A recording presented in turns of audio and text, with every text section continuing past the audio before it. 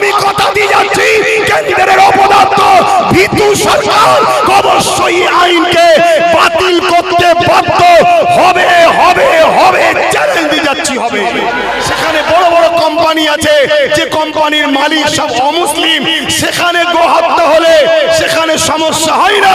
মুসলমান, তোমার ঘরে গরুর গোশত আছে কি নাই পরের কথা, তোমাকে গোহত্যার নামে গো ভক্তরা বারবার হত্যা করছে এই ভারতে। 14 দিন 15 দিন ধরে রোড বন্ধ করে গান বাজনা হয়, সেখানে সমস্যা কেউ আপত্তি করে না। আপনার 5 মিনিটের আজানের বিরুদ্ধে অনেক বড় বড় সেলিব্রিটিরা নানা রকম বিবৃতি দেয় না। পুলিশের বুলেটের গুলি দেখলে হবে না, কামান দেখলে হবে না, কোন সরকার বলবে যে আমি বিরোধী হয়ে যাব ওটা দেখলে হবে না। তোমাকে দেখতে হবে তোমার সৃষ্টিকর্তা যাতে রাজি, তোমাকে সেই পথে চললেও হবে, পুলিশের লাঠি চললেও হবে, গুলি চললেও হবে, বোম চললেও হবে। একদিনই আন্দোলন যদি আমরা বন্ধ করব না, চালিয়ে যাব, তাতে আমাদেরকে রাস্তায় খেতে হবে, রাস্তায় ঘুমোতে হবে, রাস্তায় বসে থাকতে হবে। আমি কথা দিয়ে যাচ্ছি কেন্দ্রের অপদার্থ ভীতু সরকার অবশ্যই আইনকে বাতিল করতে বাধ্য হবে হবে হবে চ্যালেঞ্জ দিয়ে যাচ্ছি হবে। কম জাগো, ঘুমিয়ে থেকো না, কেন আমাদের পেছনে বিরাট বড় ষড়যন্ত্র চলছে। সেই ষড়যন্ত্রের মূল কথা হলো দুটো, ভারতে ইসলাম রাখবো না, আর ভারতে মুসলমানরা যদি থাকে ইসলাম ছাড়া থাকতে হবে। আপনারা কি থাকতে রাজি আছেন ইসলাম ছাড়া? আপনাদের তো সেদিকে নিয়ে চলে গেছে, আপনাদেরকে সে জায়গায় পৌঁছে দেওয়া হয়েছে। 14 দিন 15 দিন ধরে রোড বন্ধ করে গান বাজনা হয়, সেখানে সমস্যা কেউ আপত্তি করে না। আপনার 5 মিনিটের আজানের বিরুদ্ধে অনেক বড় বড় সেলিব্রিটিরা নানা রকম বিবৃতি দেয় না। আপনি তো সেদিকে চলে গেছে। সব থেকে বেশি গরুর গোশত এই ভারতবর্ষ থেকে বিদেশে সাপ্লাই হচ্ছে। সেখানে বড় বড় কোম্পানি আছে, যে কোম্পানির মালিক সব অমুসলিম, সেখানে গোহত্যা হলে সেখানে সমস্যা হয় না। মুসলমান, তোমার ঘরে গরুর গোশত আছে কি নাই পরের কথা, তোমাকে গোহত্যার নামে গো ভক্তরা বারবার হত্যা করছে এই ভারতে। তুমি কি বুঝতে পারছো না? আজকে তুমি চতুর্দিকে তাকিয়ে দেখো, তোমার বাড়াইপুরেতে তোমার মসজিদের মধ্যে ঢুকে তোমার মসজিদের ইমামের জায়গায় প্রসাদ করা হচ্ছে, তাকে পরের দিন জামিন করে ছেড়ে দেওয়া হচ্ছে। তুমি কি এখনো বুঝতে পারছো না? তোমার ভারতবর্ষের এই বনগাঁ আকাইপুরে রেল স্টেশনে দুজন অমুসলিম ভারতের কি বলে পাকিস্তানের পতাকা বেঁধে মুসলমানদের ঘরে ফাঁসাবার চক্রান্ত করেছিল, হাতে নাতে ধরা পড়লো, তাদেরকে পরের দিন জামিন হয়ে গেল। তাদেরকে আবার কেন্দ্র সরকারের লোকেরা ফুলের মালা দিয়ে স্লোগান দিতে তাদেরকে নিয়ে আসা হচ্ছে।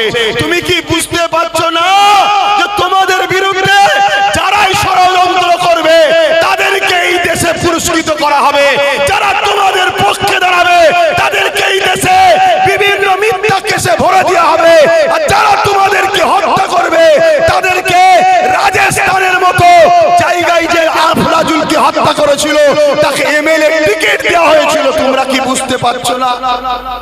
আমরা তো আমিরা তো এই 10 বছর ধরে জাগাচ্ছি।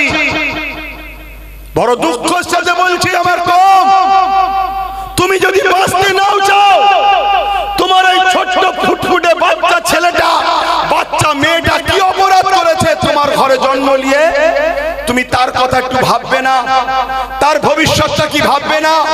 সে আগামী দিন স্কুলে যাবে, মুসলমান হওয়ার কারণে রেপ হবে, যারা রেপ করবে কাশ্মীরে যেমন আসিফাকে রেপ যারা করেছিল তাদেরকে ফুলের মালা দিয়ে তাদের জন্য মিছিল বেরিয়েছিল। তুমি মুসলমান হওয়ার জন্য তোমার ঘরের বেটিটাকে রেপ করবে, আর তাকে যারা রেপ করবে তাকে আগামী দিন সিংহাসনে বসাবার জন্য জনগণ তার পিছনে দাঁড়াবে। কবে বুঝবে আমার কম? এই পানি দেখলে হবে না, ঝড় দেখলে হবে না, তুফান দেখলে হবে না, রোদ দেখলে হবে না, শীত দেখলে হবে না, পুলিশের বুলেটের গুলি দেখলে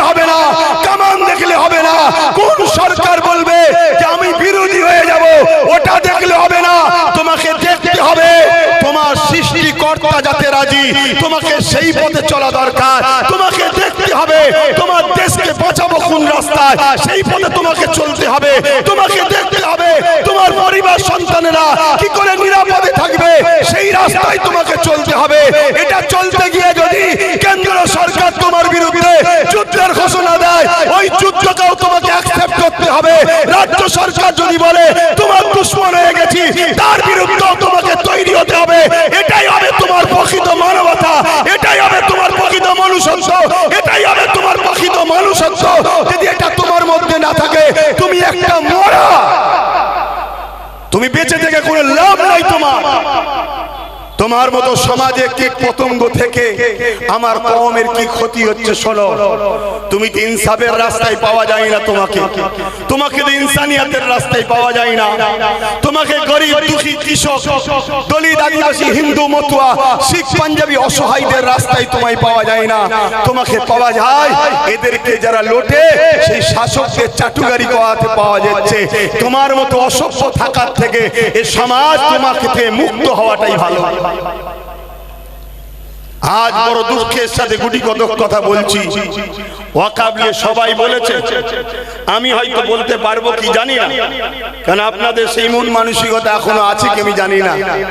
কিন্তু আমি এতটুকু বলবো, আমার কেন্দ্রে যে সরকার বসেছে আমার দেশে, আপনারা মাথার মধ্যে ঢুকেলেন এই সরকার আমার দেশের সবচেয়ে বড় ক্ষতি করছে। এই সরকার আমার দেশের সম্পদগুলোকে বিক্রি করছে।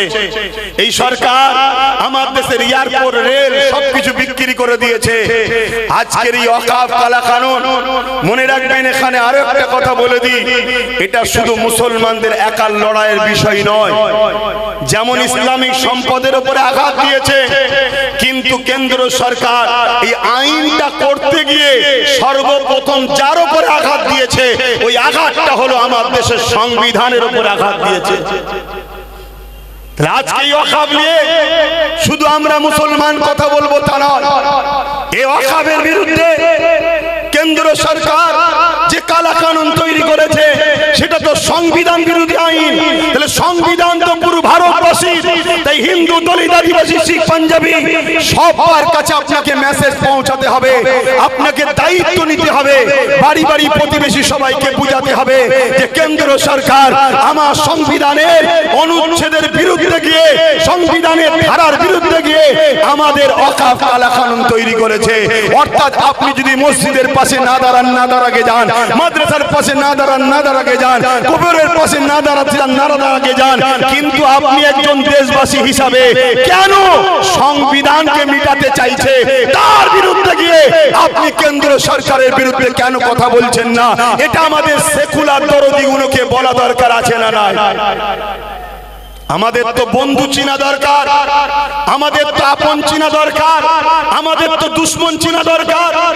বামফ্রন্ট যদি ওয়াকফের বিরুদ্ধে না বলতে চায়, না বলকে যা, কিন্তু বামফ্রন্ট তো তার উচিত ওয়াকফ আইন কি বলে সংবিধান বিরোধী যে আইন রয়েছে তার বিরুদ্ধে বলা দরকার আছে না নাই? কংগ্রেস যদি ওয়াকফ নিয়ে বলতে না চাই, না যাকে যা, কিন্তু সংবিধান বিরোধী আইন রয়েছে, এই সংবিধান বিরোধী করলো কেন? এর জন্য কেন্দ্র সরকারের বিরুদ্ধে কেস করা দরকার আছে না নাই? আজকে টিএমসি গভর্নমেন্ট সে যদি আমার মসজিদ নিয়ে বলতে তার অ্যালার্জি হয়, কবরস্থান দিয়ে বলতে তার যদি ঘৃণা লাগে, মাদ্রাসা নিয়ে বলতে তার যদি বুকে ব্যথা হয়, না বলতে চাই, না বলকে যাও, কিন্তু টিএমসি গভর্নমেন্টকে সুপ্রিম কোর্টে কেস করা দরকার ছিল। কেন্দ্রের অপরাধ সরকার আমার সংবিধানের বিরুদ্ধে গেছে, এই কেস করা দরকার আছে না নাই? কিন্তু মনে রাখবেন রসুলের মাথাগুলো আলাদা হতে পারে, সবার পিছনটা এক জায়গায় আছে। তাই সংবিধান বিরোধী হচ্ছে, হচ্ছে যা, কিন্তু শেষ করছে তো মুসলমানদের। অতএব মোচকে একটু হেসে চুপ থাকো, মোচকে একটু হেসে চুপ থাকো। এইরকম একটা জায়গায় যদি আপনারা এই ওয়াকফ কালা কানুনকে বাতিল করতে না পারেন, আপনাদের জন্য একটা আইন অপেক্ষায় আছে, একটু আগে থেকে শুনিয়ে দিচ্ছি। আজ থেকে 10 বছর আগে যা বলেছিলাম, আল্লাহর দয়াতে যা বলিয়েছেন আল্লাহ আজকে ঘটছে। আজকে বলে যাচ্ছি, যদি এই আইনকে আমরা বাতিল করতে না পারি, এই কালা কানুনকে যদি আমরা কৃষক বন্ধুদের মতো বাতিল করতে না পারি, তাহলে আজকে আমাদের জন্য একটা আইন অপেক্ষা করছে। ওই আইনটার নাম হলো UCC, uniform civil code. Already আমার ভারতবর্ষের উত্তরাখণ্ডে চালু হয়ে গেছে। ওই উত্তরাখণ্ডের মুসলমানরা তারা তাদের ইসলামী কালচার, ইসলামী রীতিনীতি, ইসলামী আদর্শ অনুযায়ী তারা জীবন ব্যবস্থা পরিচালনা করতে পারছে না। ওটা পুরো ভারতবর্ষে লাগু হবে। আজকে মসজিদের বিরুদ্ধে গেছে, কাল আপনি ভাববেন মসজিদ যদি না থাকে ঘরে নামাজ পড়ে নেবো, আইন হবে ঘরেও নামাজ পড়তে পারবেন না। আজকে আপনি ভাবছেন মাদ্রাসা যদি চলে যায় চলে যাক, আমরা ছোট ছোট করে নিজের জায়গায় কোরআন হাদিস শিখে নেবো। আগামী দিন বলবে ভারতবর্ষে কোরআন চলবে না, আগামী দিন বলবে ভারতবর্ষে ইসলাম চলবে না, আগামী দিন বলবে আপনার দিন অনুযায়ী আপনাকে চলতে পারবেন না। ওই আইন ওরা তৈরি করবে, কারণ ওরা সংখ্যা গরিষ্ঠ আছে, সংখ্যা গরিষ্ঠ দিয়ে করে নেবে। ওয়াকাফ কালা কানুন করে শুধু টেস্ট করে দেখছে মুসলমান ঘুমোচ্ছে না আমাদের খরিদ্দার হয়ে গেছে। আমার কথা মাইকে বুঝতে পাচ্ছেন? আমাদেরকে তো কিনে নিয়েছে। এগুলো করে করে মাঝে মাঝে টেস্ট করে দেখছে কতজন পক্ষে আছে আর কতজন গোলামি কি বলে বিরুদ্ধে গেছে, আর কতজন আমাদের গোলামি স্বীকার করেছে। এগুলো তো টেস্ট করে দেখছে। তো ভাই আমার দুঃখের সাথে একটা কথা বলি, প্যালেস্টাইনের বুকে একজন ইমাম সাহেব একটা খুতবা দিয়েছিলেন। এই 1.5 থেকে 2 মিনিটের খুতবা। জুম্মার দিনে কি 1.5-2 মিনিটের খুতবা হয়? কিন্তু ইমাম সাহেব খুতবা দিয়েছিলেন। কি খুতবা? যে জাতি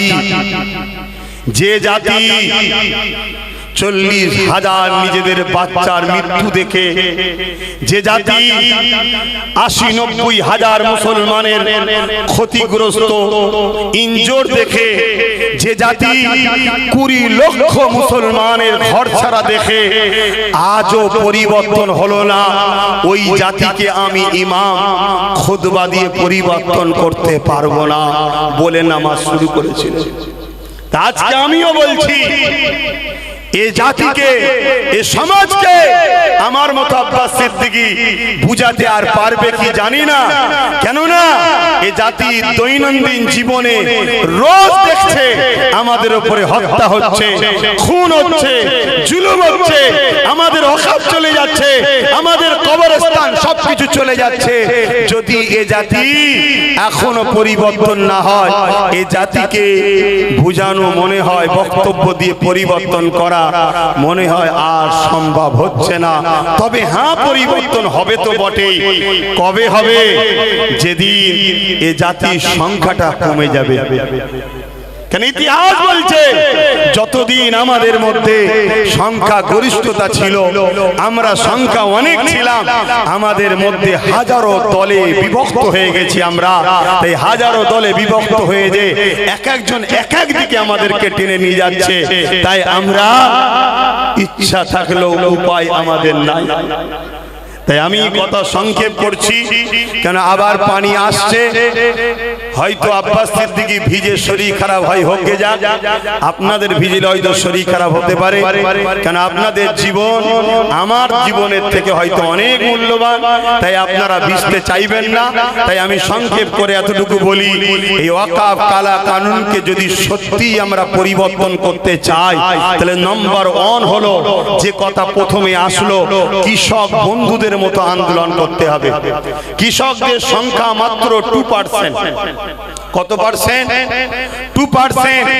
সেই কৃষক পাঞ্জাবের 2% শিখ পাঞ্জাবি ভাইয়েরা তারা আন্দোলন যে দেখিয়েছে, সেই আন্দোলন অনুযায়ী আমাদেরকে আন্দোলন করতে হবে। তাদের আন্দোলন ছিল ঝড়েতে, তাদের আন্দোলন ছিল রোদেতে, তাদের আন্দোলন ছিল পানিতে, তাদের আন্দোলন ছিল রাতেতে, তাদের আন্দোলন ছিল দিনেতে, তাদের আন্দোলন ছিল 24 ঘন্টা রাস্তার উপরে। তাদের আন্দোলনে কাঁদুনি আধুনিক গ্যাস ছোড়া হয়েছে, তাদের আন্দোলনে বুলেটের গুলি কেন্দ্র সরকার চালিয়েছে, তাদের আন্দোলনে নিজের পাশে অনেক ভাই খুন হয়ে গেছে, রক্ততাজা লাশ পড়ে গেছে। এত কিছু দেখার পরও তারা মাসকে মাস আন্দোলন চালিয়েছে। তাদের একটাই কথা ছিল, কৃষক কালা কানুন বাতিল করতে হবে।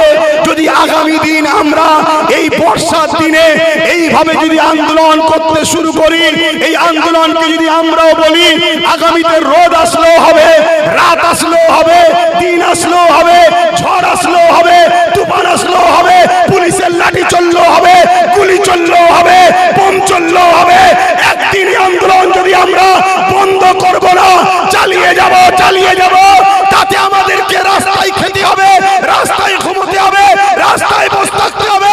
আমি কথা দিয়ে যাচ্ছি, কেন্দ্রের অপদার্থ ভীতু সরকার অবশ্যই আইনকে বাতিল করতে বাধ্য হবে, চ্যালেঞ্জ দিয়ে যাচ্ছি হবে।